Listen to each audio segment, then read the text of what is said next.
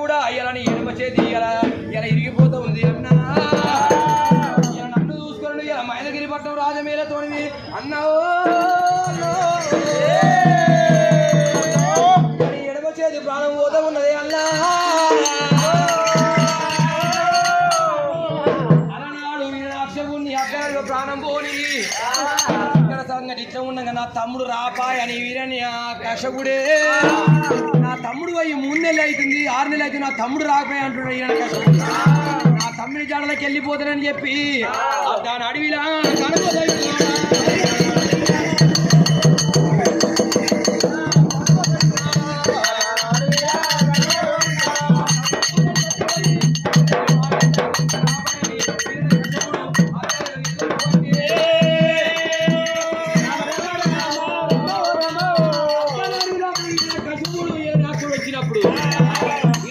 వచ్చినప్పుడు నాయన మా తమ్ముడు కనిపించిందా ఇక్కడ చెప్పి రాజు దేవాదేవుని అడుగుతున్నాడాట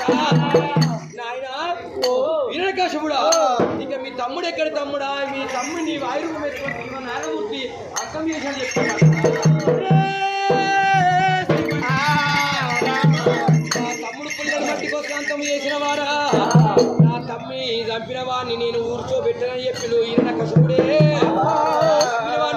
నా తమ్మిని ఎవరు చంపిరో దాన్ని చంపేదాకా నేను ఉండనని చెప్పి వీరకశపుడే ఎక్కడన్నా వెళ్ళిపోయి నేను ఇయ్యాలా సమస్త ఆయుధాలతో నేను ఇయ్యాలా నేను సావులేని జీవం పొందుతానని చెప్పి వీరకశపుడు అద్దాన అడవిలోకి వచ్చిందాడ ఓయమ్మలారా అడవిలోకి వచ్చి గుట్లు రామరామ చెట్టు రామన ప్రదేశానికి వచ్చినాడు కారణంలో పుట్ట ఉంది కాంచాల మర్రికాడికి వచ్చినాడట పుట్టిన మొత్తం సదన చేసి వీరకశపుడు ఓయమ్మలారా తలకాయ కింది చేసిండు కాలిపై చేసిండు గోరగోర తపస్సు రామ